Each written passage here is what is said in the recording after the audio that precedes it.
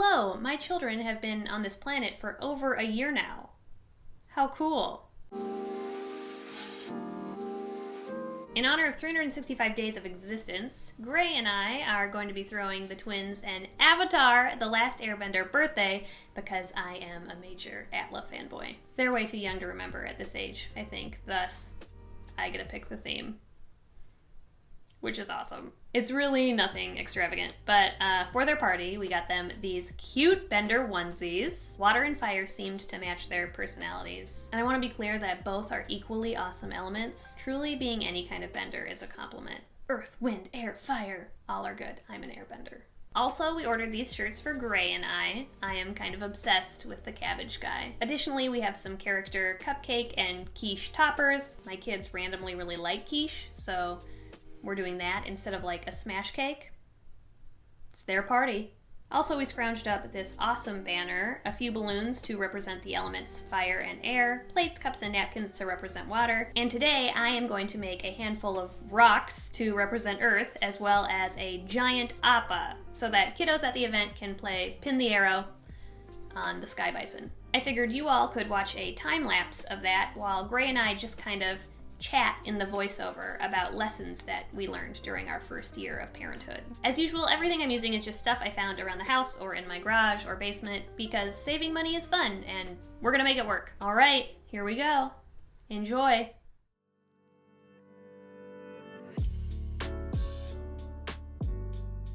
So what have I learned in the last year? Well, I think I think one of the things I've learned is that children, especially ours, which we are respectively calling Squish and Fish. Yes, Squish and Fish. Which are their real legal names, of course. I think they go through different seasons for different reasons, is like the way that I would say that. Is that something, especially like fish. I feel like fish originally, like we thought was maybe a little bit more tame and mellow, and now I feel like they are like so adventurous, so carefree, willing to try so much, and that's like surprising based off where they were originally, you know. And Squish, I think we thought the exact opposite. So they go through seasons, and I think that you can't put your kids into like a box because they will change and they will surprise you, and you just have to take them as they come every single day. Yeah, as soon as, I entered into parenthood being like, I'm not gonna try to peg them as X, Y, or Z. Y, or Z, but of course you do. Yeah, it's so human to do that. But as soon as I started pegging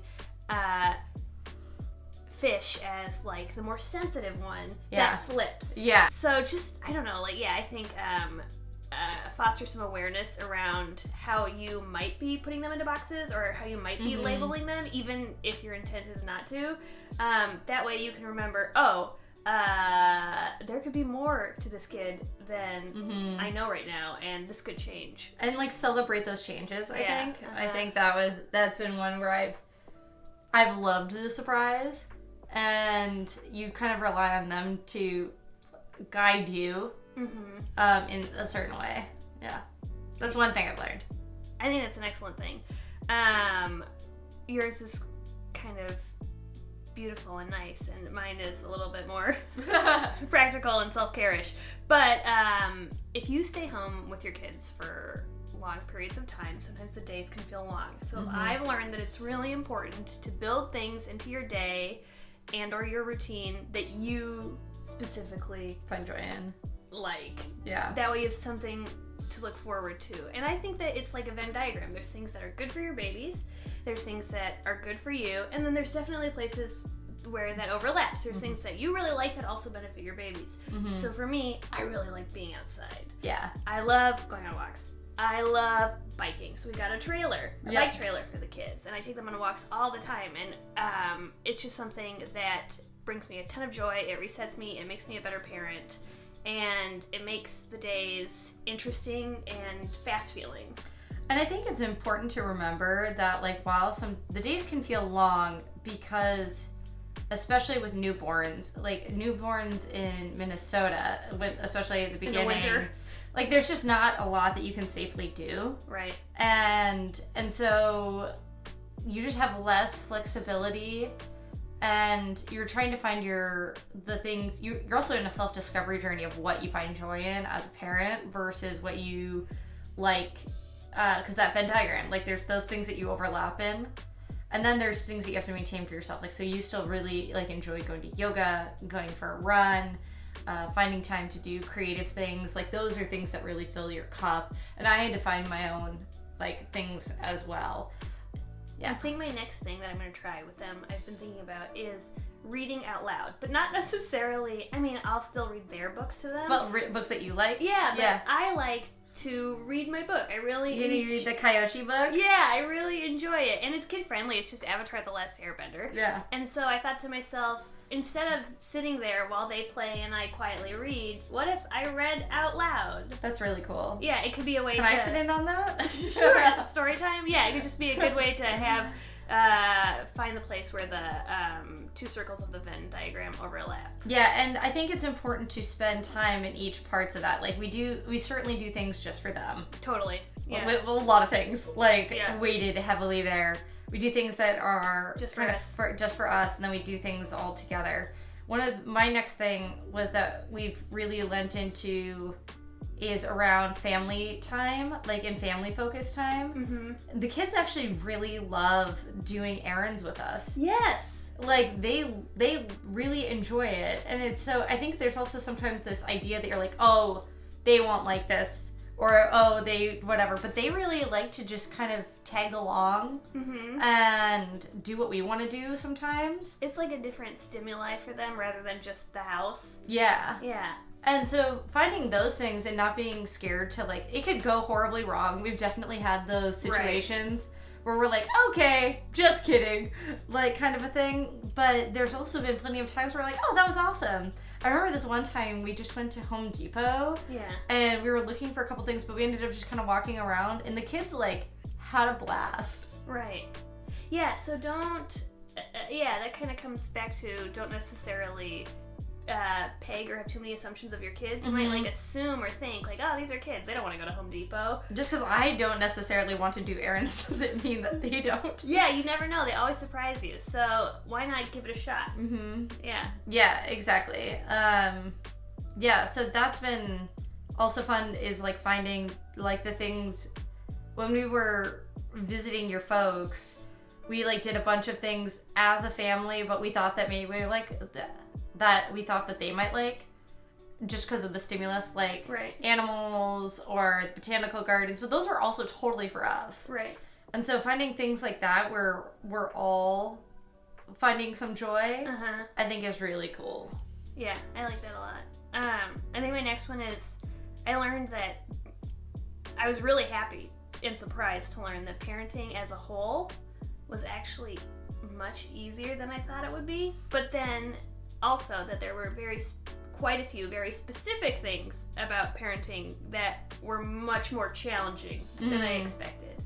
And I was really happy that, like, once the babies came and we got to know them and we took care of them, I like felt the sense of like, oh my gosh, in order to just keep these humans alive and relatively content, it actually just takes some common sense and good instincts. Like, most people, I believe, have the competency to do it. Then, like I said, there's these like specific things that I was like, crap, I didn't prepare for this. Like, I remember a nurse at the hospital said, when you have a newborn, beforehand you think to yourself like, okay, like I'm in store for some all-nighters, and I've done all-nighters before, and I know it's going to be hard, but I can do it because I've done it before and I know what it felt like. But then she goes, however, you've never done a month of all-nighters back to back to back to back. And I think the prolonged sleep deprivation was, I knew it would be hard, but it was much harder than I thought. And we had a lot of help, like, on top of that. Like, but the prolonged sleep deprivation, and I think that one thing that a lot of people said before we had kids, well, you just sleep when they sleep. Like, that's what you do. I'm like, okay, that's a nice thought. But for us, our twins, when just to let somebody get some sleep, you're almost constantly feeding. Mm-hmm. Like, because one of our kids had a really hard time eating right away, and Fish just like, you had to like use a wet wipe just to keep them awake to eat, and they had to get enough food. Right. And then for that whole time, as soon as you finished one kid, you were on to the next, and then it was practically, because they eat every 2 hours, you were almost on the next cycle. So yeah, it's a lot. It was a lot. Yeah. And I think that the idea, for us at least with twins, the idea of sleep when they sleep was not a luxury that we had. No, I tried to like hold that idea and use it when it worked for me. Like, now we get to do it a little bit more. Sure. Like, there would be times where they would take a nap and I'd be like, oh, I should really do the laundry. But you know what? It's also okay for me to sleep when they sleep. And then when I could fall asleep during that time, that was really helpful. But there was so many times I was like, I'm gonna try to sleep. And you're just too overstimulated. The adrenaline is just so high. Yeah, the adrenaline's so high. I remember taking the first night with the kids at home, and it was, they were right next to me, and every noise that they make, yeah, it's just, for me, that was so hard for me. It was really, really tough. Yeah. Okay, what's your last one? My last one is I realized about myself, I knew I was always like a nurturing person. Mm-hmm. But I'm actually like a very good. You're a sweetie. I'm really good with them when they are sad. Yeah. Or when they need just like some extra love. I can sit there while they cry, and I can do the hard rocking and I don't lose my patience, I don't think, very much. Uh-huh. I really maintain like a level head and care, and I found it I thought I would get more overstimulated by it, but I actually just feel really bad for them, and I love them, and I want to love them through it.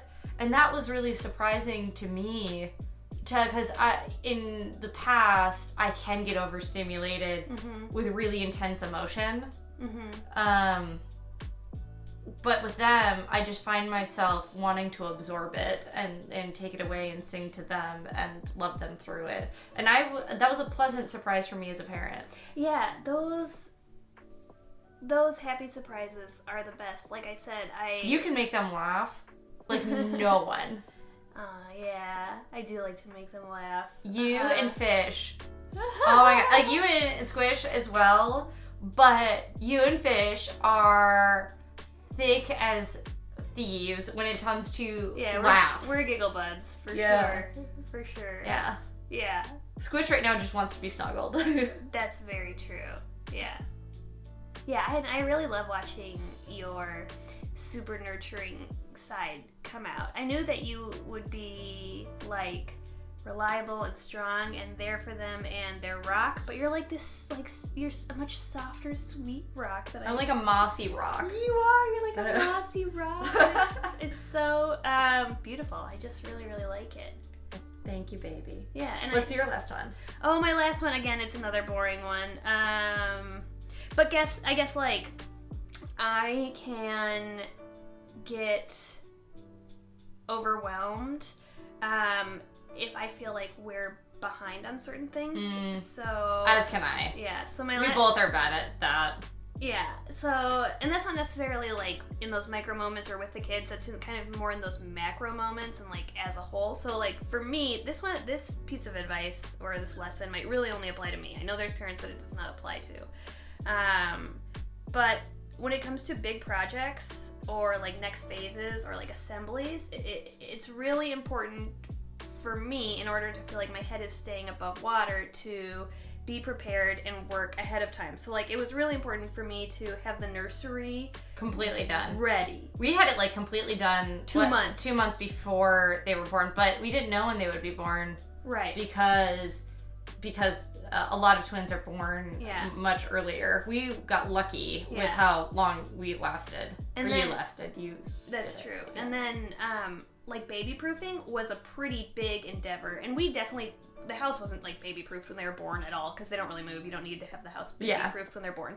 But I think that they've just started to run into some baby proofing items that I set up like a month ago, and it just felt really good to have that done, have it done ahead of time, because the last thing that you want to do is have a baby like try to be crawling up the stairs and you're like, oh crap, I didn't realize we were here yet. I have to go buy something. I have to go order this. Then I have to assemble it while a baby's crawling on me, and I'm drilling, and they don't like the noise of the drill, and it's just like, you've been really, really good about all of that. I think that you've taken the lead in a lot of that, and that has made our lives so much easier and much more safe for them to explore, which they love to do. So I feel like that side of you has made it so our kids have like this open, exploratory face, but in a safe way. And as they've entered into those phases, they haven't encountered the same frustrations and panic that we might have if you hadn't been that prepared. So that's awesome. Yeah, it's just like one of my least favorite feelings is being flustered. And so when it comes to some of those bigger things, working a little extra ahead of time really prevents the fluster for me. And some of the assembly of simple things like swings or high chairs or whatever, it can be complicated. And I feel like it's really easy to kind of underestimate that and be like, oh, I'll set that up on Saturday. And then, I don't know, it like eats your entire Saturday. Yeah, I know. Yeah. No, it's fun, but I love parenting with you.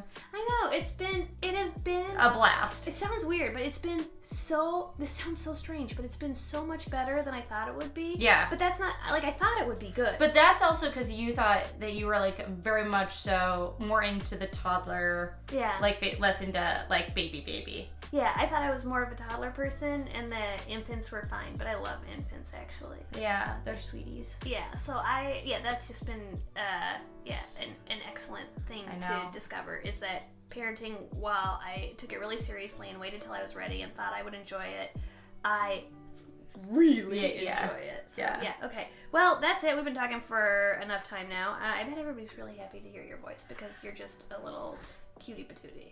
Well, they might hear my voice, but I bet that they're having fun watching you make this awesome appa for their birthday. How'd it turn out? Is the appa good or bad? We'll see. Well, I love you. I love you. Thanks for being a badass parent with me. Thank you. Mm-hmm. Mwah. You couldn't see it, but we kissed. Bye-bye. Do you want to know the truth? I really wanted the kids to be cabbages instead of benders. And I would be the cabbage guy. But I couldn't think of a way to do it that would be cute and comfortable for the babies. Because I was just going to like hot glue a bunch of lettuce leaves to a onesie. And that seemed like itchy and, I don't know, not like the best time. And I don't want that for them, especially on their birthday. So, I scrapped that idea. But like, can we all pretend that there's just two fluffy, like, weird cabbage babies? It's not that funny. Yeah. It's especially not funny because I didn't do it, so. I'm really tired today. Goodbye. Wow, you made it to the end. Here is the obligatory part where I ask you to follow me on other social media platforms because it profoundly affects my self-worth. Just kidding, it doesn't really. But, please follow me anyway, because that would be fun, and I mean fun for my self-esteem. Haha, no, not actually. I am truthfully totally indifferent, and if no one follows me, I'm not gonna, cry into a pillow all afternoon. Yeah. I did that last Wednesday, so I think it's out of my system now. Yeah.